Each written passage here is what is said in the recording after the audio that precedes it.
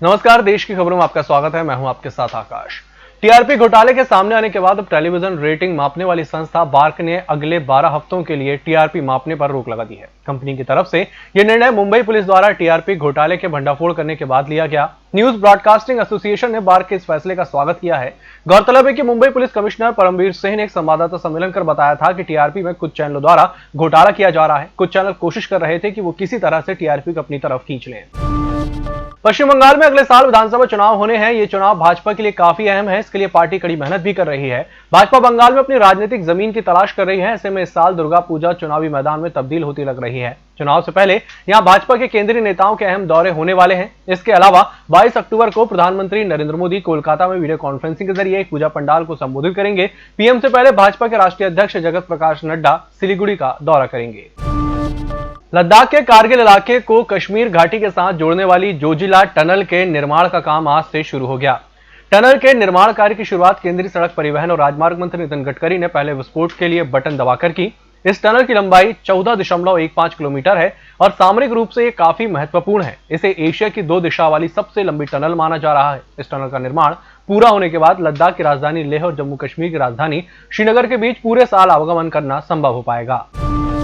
केरल सोना तस्करी मामले में एक नया खुलासा हुआ है। राष्ट्रीय जांच एजेंसी को इस केस की जांच का जिम्मा सौंपा गया है। बुधवार को जांच एजेंसी ने कोच्चि की स्पेशल अदालत को बताया कि कुछ आरोपियों के संबंध भगोड़े अपराधी और डॉन दाऊद इब्राहिम के गिरोह से हैं। इन आरोपियों ने कई बार अफ्रीकी देश तंजानिया का दौरा भी किया है, जहां अंडरवर्ल्ड डॉन का व्यापक नेटवर्क है। आरोपियों ने सोना तस्करी मामले में गैर कानूनी गतिविधि रोकथाम अधिनियम के प्रावधानों को चुनौती दी।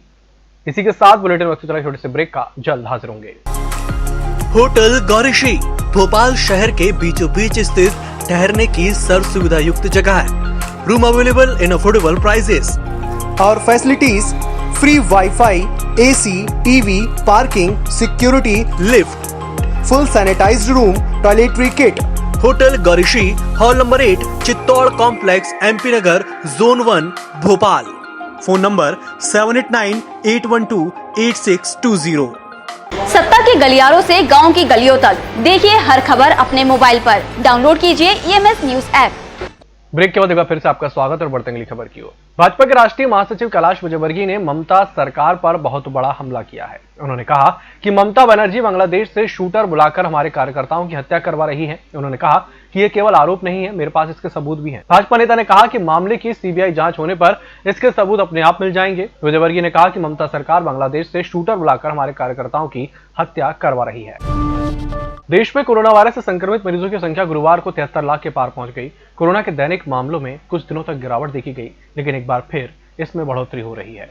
हालांकि कोरोना से होने वाली दैनिक मौतों में आज गिरावट देखी गई। पिछले 24 घंटे में कोरोना से 680 लोगों की मौत हुई। केंद्रीय स्वास्थ्य मंत्रालय के आंकड़ों के मुताबिक आज कोरोना के 67,708 नए मामले सामने आए हैं, जबकि कल संक्रमितों के 63,509 नए मामले सामने आए थे। लेकिन राहत की बात यह है कि कोरोना से ठीक होने वाले मरीजों की संख्या बढ़ रही है, जो अब 63 लाख से अधिक हो चुकी है। 1930 के बाद पूरी दुनिया फिर से आर्थिक मंदी के सबसे बुरे दौर से गुजर रही है। साथ ही गरीब और विकास कर रहे देशों के लिए कोरोना सबसे ज्यादा विनाशकारी साबित हो रहा है। यह जानकारी वर्ल्ड बैंक ने दी है। वर्ल्ड बैंक के प्रेसिडेंट डेविड मालपास ने बताया कि देशों के सामने सबसे बड़ी समस्या स्कूलों को फिर से खोलना है। हालांकि वर्ल्ड बैंक देशों को शिक्षा, सामाजिक और स्वास्थ्य कार्यक्रमों पर खर्च करने के लिए प्रोत्साहित कर रहा है। आंध्र प्रदेश के अनंतपुर में एम श्रावणी को एक दिन के कलेक्टर बनने का मौका मिला। कस्तूरबा गांधी बालिका विद्यालय की छात्रा 16 साल की श्रावणी ने इस दौरान 2 महत्वपूर्ण फाइलों पर हस्ताक्षर किए और शहर का दौरा किया। श्रावणी के पिता किसान हैं और मां मजदूरी करती है। उसे कलेक्टर बनने का अवसर 11 अक्टूबर को अंतर्राष्ट्रीय बालिका दिवस की एक विशेष योजना के तहत मिला। जिला प्रशासन ने तय किया था कि उस दिन सारे सरकारी विभागों की कमान बालिकाएं ही संभालेंगी। लॉटरी पद्धति से चयनित होने के बाद श्रावणी ने बाकायदा कलेक्टर की कुर्सी पर बैठकर कामकाज निपटाया।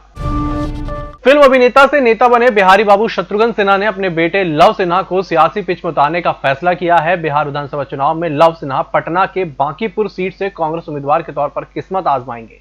बांकीपुर सीट का मुकाबला काफी दिलचस्प होता नजर आ रहा है। यहाँ लव सिन्हा के अलावा प्लूरल पार्टी की पुष्पम प्रिया और बीजेपी के 3 बार से विधायक नितिन नवीन मैदान में हैं। और बॉलीवुड एक्टर विवेक ओबराय के घर पर बेंगलुरु पुलिस ने छापेमारी की। बेंगलुरु पुलिस के 2 इंस्पेक्टर ने दोपहर 1 बजे छापेमारी की शुरुआत की। यह छापेमारी विवेक ओबराय के साले आदित्य अलावा के मामले में की गई है। बेंगलुरु पुलिस सर्च वारंट लेकर विवेक ओबराय के जुहू स्थित घर पर पहुंची। एक पुलिस ऑफिसर ने इस छापेमारी को लेकर कहा कि आदित्य अलावा फरार हैं। इस बुलेटिन में फिलहाल इतना ही। नमस्कार।